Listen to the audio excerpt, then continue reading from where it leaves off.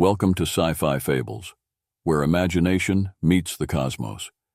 Today, one little alien got a hold of some of our more religious human texts, and he found out we might have a soul. So, he, being a scientist, decided to look around and find it. If you catch my drift, check if you're subscribed today, because if you're not, do it.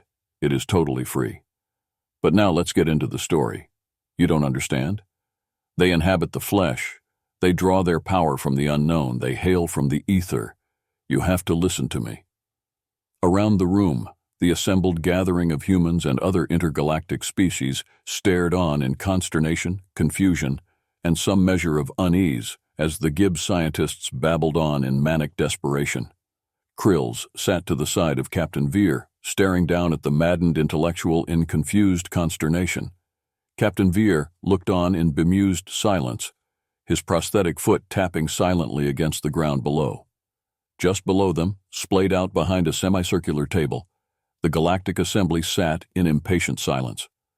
No two faces or forms were alike. Representatives of each species were protected under the name of the Galactic Assembly. No human representative had yet to be called, so they had brought in a stand-in. Captain Veer, while nowhere near politically minded, had agreed to sit in on one of the meetings on behalf of Earth, seeing as he was the closest and most highly ranked human on that side of the galaxy. Out on the floor, contained as he was within an energy web, the scientist rambled on. His 5 blowing orbs scanned the crowd before him, glittering with the intensity of his insanity. They are here. Just look in the eyes and you shall see the worlds beyond worlds, the bisection of soul and the body. At the head of the table, the spokesman raised a digit, silencing the madness. Cease your ramblings and speak sense to us, truth seeker, or you will find yourself in prison until you can't find your coherence. In front of them, the small figure grew silent, his wide, glittering orbs falling unsettlingly still. Now start from the beginning. Tell us of your research. Tell us why we found human bodies dissected in your laboratory. Around the room, muffled hisses of fear and alarm followed.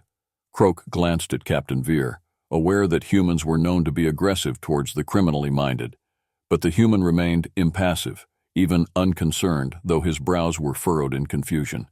The small scientist quivered. It was bound to happen. Everyone has thought of it. The humans are too interesting not to study and not to pull apart and decode. So fragile they survive, so intelligent but remain as animals. So I did it. I gave in to the wonder. I knew the Galactic Council would never agree to my methods, so I did it in secret. I stole the human from the far reaches of the galaxy, where no one would notice their absence. I trod them, and I bound them with their very own methods. I caged them with their own technology, and I studied them. I tested them, and I pulled them apart. Off to his side, the human shifted uncomfortably in his seat. Go on. The creature remained silent for some moments before continuing. The humans, they talk about themselves as if they are 2 separate beings. Have you ever noticed that? Ever seen a human talk to its body?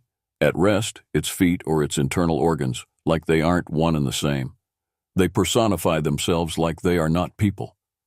Krill shook his head in mild confusion. In fact, he hadn't noticed that little oddity, but he had never thought about it. Well, I thought it was odd then. I looked into it. Those humans that spoke with me could not give me a direct answer, but they demonstrate their profound ignorance about their own internal workings, their own feelings like a separate being living inside the body of another. Around the room, the crowd jolted uncomfortably. I looked into the evidence further. I found mentions of something the humans referred to as a soul. It is the very essence of their personality, what makes them different from the animals. But when asked what it was that made it or where it was located, the humans could not tell me. Some thought maybe it resided in the brain. Others thought maybe the entire body. Some others disputed its existence at all, so I dug further. The voice of the mad little scientist drifted up around the room, eerie in the near silence. Did you know that when a human dies, they lose 21 grams of weight almost immediately? The eeriness grew deeper, crawling into their bones with a malignant chill, one that accompanies vast space. If they couldn't find this soul, then I would find it for them. So I cut, I dissected, but I found nothing. And then I remembered the stories I had heard about the Moor, those that can see into the beyond. They are said to be extinct or in deep hiding, but I was determined. I thought that if anyone could solve the puzzle of this mystery, it would be them. And after years of searching, I found one. The last, hidden atop an asteroid alone in the vastness of space. He would not speak with me, so I forced him to follow me against his will. I brought him to my laboratory and I made him look. And the things he saw... The profound silence grew and deepened. "Keep going," came the command. Oh, the madness he suffered. Oh, how he screamed in the babble. I remember what he said, word for word. They hide behind their eyes, the glow within. They are not... They are ether. They possess the body, but the body does not possess them. I could not understand it at first, but slowly I began to see. I looked in their eyes and I saw it. The two natures of the soul, a body, an empty vessel operated by a cosmic energy. It closed within them. I could see them retreating across the stars as the life faded from their chest. At first they were small, a shimmer at the corner of my vision, and at the place, wined with the death, but they grew clearer. The creature rising from a shell. Oh, the horror. Its eyes burned. Its body clawed. It was a power beyond worlds. I saw their breaking away from the chains of the body. It was not death. It was transcendence, like a pupil maturing to a doll. The human body is not the end result. It is the incubation of the horror that is to come. The very cosmos brought low and then released. Around the room, the crowd murmured in horror and confusion. Krill turned to look at Captain Veer, but instead of knowing or agreement, he appeared only confused and even disconcerted. The entire galactic assembly had turned to watch him as he stood, pacing down the stairs with the thought of his prosthetic leg barely differentiated from the flesh. Bounding to the human approach, the small scientist began to scream loud and long. See it now. It glows behind his eyes. It pushes against his skin to escape. It seeks freedom. The human paused at the side of the semicircular table as the galactic assembly watched. And what do you say to this human? The man paused for a long while, examining the crowd before him. A lot of humans do believe in the soul, the core of ourselves, something separate from mind and body. We've tried to find it before, tried to find where it connects to the brain, but we never could. Philosophers argued about its nature, and then scientists argued about its existence. Certain sects of human lore believe we were created by a cosmic being who molded the universe. Others believe our souls come from the energy and that someday we will return. Others believe that we will be recycled based on our deeds. And yet, there are some who believe none of these things. When we die, we die. And this cosmic power... The human gave a laugh. Not really. It is true. Sometimes I do feel separate from my body, like I don't understand it as much as I should. Some describe the fight between the soul and the body as a struggle between light and dark. He tapped his foot thoughtfully. Ghosts are thought to be the souls of those who cannot move on. If that was really true, they don't usually do more than push around tables and break dishes. The room was silent. From behind him, the creature called out in a shrill voice. Lies. The human lies. That's why man does not die when he should. The soul holds on. It stays with the body. It will not give up. It's there so likely you know that humans will not die. The human turned to face the little scientist and stepped closer. You talk about the soul like it's something to fear. Well, if it is real, the soul is described as something light. He turned to the council. If the soul does exist, it is a representation of all that is good in humanity. It is the part of us that was created in perfection and tied to imperfection. Emotionally, he pointed to his body. He talks about it like we're some demonic entity possessing the body. That's not true.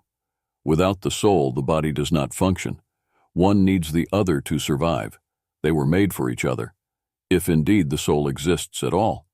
And to murder someone to prove its existence is unacceptable. The human glared at the little scientist, who began to unfold. You could see the revelations making themselves clearer to him. He began to scream in horror. Can't you see it? He wailed. The eyes show the truth. The screaming scientist was carted away under the thoughtful eyes of the human. Krill sat silently in his place, not sure what to think. The Galactic Assembly couldn't come to a conclusion about the meeting. No one did. How could they? A mad scientist had babbled about the humans as if they were a dual being, a cosmic spirit of unknown power, possessing a body until the time of death, when they were free to flee across the universe and out towards the edges of the unknown. But fleeing towards what? Or returning to what? The room remained tense as the scientist's words lingered. The Galactic Assembly struggled to process his revelations, torn between dismissing them as delusions and acknowledging a terrifying possibility. Captain Veer's calm rebuttal did little to ease their unease. Krill, observing the proceedings, felt a growing disquiet. What if there was a grain of truth in the mad scientist's ramblings? What if humans truly harbored a cosmic essence within them? How could they come to a consensus? It was crazy talk. Most of them rejected the idea outright, but some saw a margin of truth. Have you ever watched a human struggle with themselves? Do you know what their species does that? When presented with a right or wrong decision, they don't do what their instincts tell them, but they fight with themselves on the morality. But how can you even fight with yourself? It makes no sense. While some see the fighting, others see the impossibility. A body dead, kept alive by some unknown power. They die and they come back with a will. They defy reason. They reject wounds against all odds. The human ability to survive is not logical. It keeps them here. What lets them hold on and what lets them slip away? Some say you can see it in their eyes. Even humans can see it, though they don't admit it. Those given over to the dark are described with blank, hollow eyes devoid of humanity. Why is that? Under the control of their empathy and their love, you can see it in their eyes. It is distant, just noticeable behind the pigment in the reflections. I believe something lies within humans, something not of this place, not of this galaxy, not of life as we understand it. Could it be that the human is merely a stage of life? Is the true essence of a human something more transcendent? And if so, where do they go when they flee into the blackness? Hey, don't click away. We've got another awesome story coming up right now in a sec, and you certainly don't want to miss it. There is something indomitable about the human spirit. It's something no one, not even the humans, will ever truly understand. There are two ways of doing things in the rest of the galaxy. You can be isolated and individual, understanding only the genetic knowledge of your species. You may interact with others, you may have family units, but you'll never understand those around you on a personal level. Or you can be connected. This comes in many forms, a hive mind or a collective well of knowledge the entire species pulls from. They understand each other quite fully. No one is ever alone. But then there are humans. I won't start by saying that humans are special or unusual because I think that's been said before. What I want you to understand is that humans are isolated in their knowledge of themselves. There is no species-wide well of knowledge from which they can pull their behavior and understanding. There is no template by which they live their lives, yet somehow they can experience a welling of empathy to understand others around them. They seem to know the struggles of their fellows without the hive mind to connect them. The same indomitable spirit extends to their interactions with others. They form deep emotional connections with creatures that would otherwise be seen as threats. Their relationships with dogs are a prime example. Despite dogs' predatory nature, humans have not only tamed them, but also integrated them into their families. This bond is so profound that dogs, once wild hunters, now protect and love their human companions unconditionally. Captain Veer's joy at introducing his dog, Waffles, to me showcases this unique bond. The sight of a human cuddling with a creature capable of causing harm, yet choosing love instead, is a testament to the extraordinary resilience and empathy of humans. Not only this, but no matter where the humans come from, there is always an understood knowledge of things humans can connect with. They speak of the same anthem, stories, photographs, and memories, like they all have a personal connection to them. Though humans were not born with a hive mind to connect them, that did not stop them. They made one. They share their knowledge by casting it out into the ether, to an unknown server of vast knowledge to access at their leisure, no matter their location across the galaxy. I know it sounds far-fetched, but because of this man-made hive mind, humans understand each other's experiences in a way that no other species like them will ever understand their fellows. A human from Earth and a human from Mars may still understand each other and connect over the same things. They've been doing this for thousands of years and always will. That's just a fact. Keep moving, human. Captain Veer stumbled a bit against the weight of the slap delivered to the back of his head.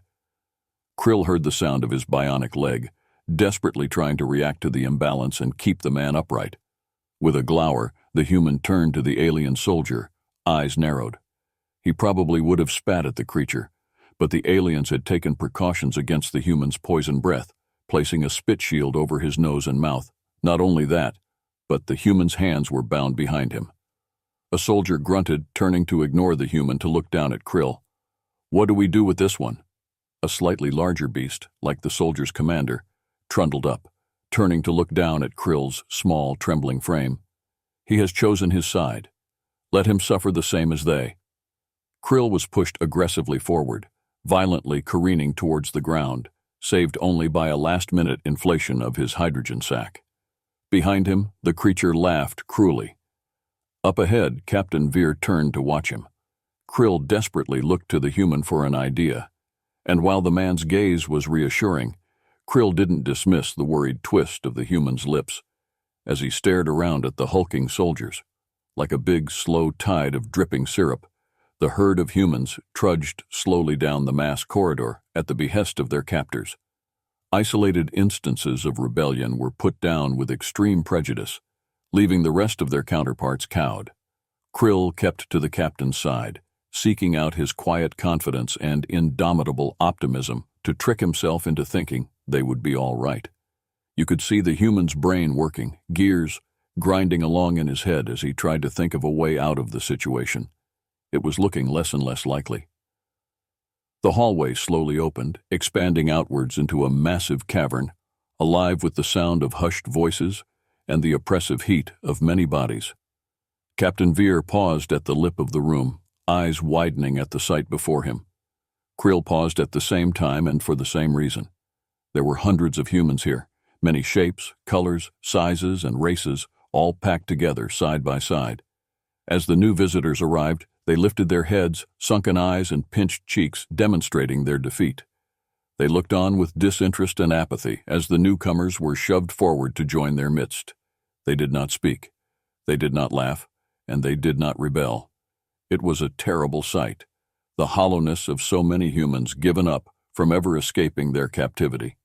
Krill had never imagined something so terrible, so impossible. Humans don't give up. Humans could not be brought low. But here was his proof. They waded a good way into the cavern by now, and at the behest of their captors, they were shoved to their knees to sit next to their dead-eyed counterparts. Captain Veer took it upon himself to immediately make conversation with the next human over. "Where are we?" The human turned to look at him with sad, dark eyes, glazed halfway with defeat. "Does it matter?"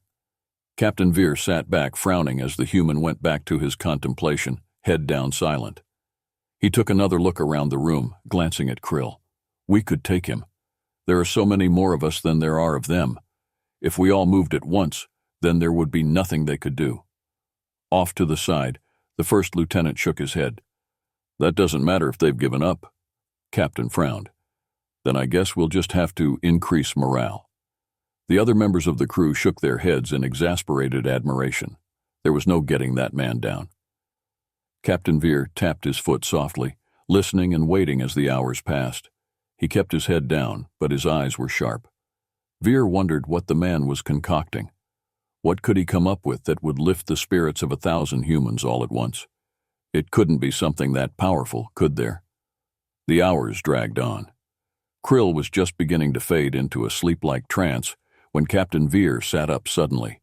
The rest of the crew sensed his movement and turned to look, eyes expectant and hopeful. "What?" The captain shook his head, a savage grin on his face. "You'll see." And then he began to sing. The big place, once silent, now started to quietly echo with his voice. A guard instantly sprang to life and started walking towards him. "Just a small-town girl?" He stopped quickly as a round of recognition rippled through the humans, lifting their heads in confusion. The deep thrum of his voice echoed around the cavern, causing an immediate shift as the other humans turned to see who was singing. Krill felt a burst of shivers run over his body, but despite the human's voice, he didn't see how this would help. Living in a lonely world. Around him, the crew members shifted in confusion and surprise, but slowly they joined in. Krill wasn't really surprised that they knew the song. She took the midnight train going anywhere. All around the room, eyes were raised and bodies shifted. Just a city boy, born and raised in South Detroit, he took the midnight train going anywhere. A sudden crack of noise. The soldier had reached them. "Stop!" A whip cracked, and the humans flinched. The captain clutched his arm in pain. The cavern went silent. The soldiers turned back to their duty, satisfied the humans had been cowed. Krill slumped. Oh well, it was a long shot anyway. And then from across the cavern, a voice responded. A singer in a smoky room, the smell of wine and cheap perfume. The alien soldier hissed and turned, but the singer had gone quiet. He stalked forward. For a smile they can share the night. It goes on and on and on and on. Each time the lyrics rang out, a different voice or many voices accompanied it. Never the same person twice. The soldiers shifted around in circles, doing their best to identify the source of the sound. Humans weren't supposed to have hive minds, were they? Then how were they doing this? Strangers waiting up and down the boulevard, their shadows searching in the night. There were too many voices now, too many human voices rising into the dark, making the cavern shake and ring. Don't stop believin'. Captain Veer turned to the crew, a grin spreading across his face at Krill's confused awe. Humans around them that had once slumped in defeat raised their voices to the tune of defiance. Eyes once dull sparked to life with the glow of the human spirit Krill knew so well. Now, on to Phase 2. Around them, the song was trailing off. They were moving to the end, and the humans weren't sure where to go. A battle anthem. Dun-dunch, dun-dunch, dun-dunch.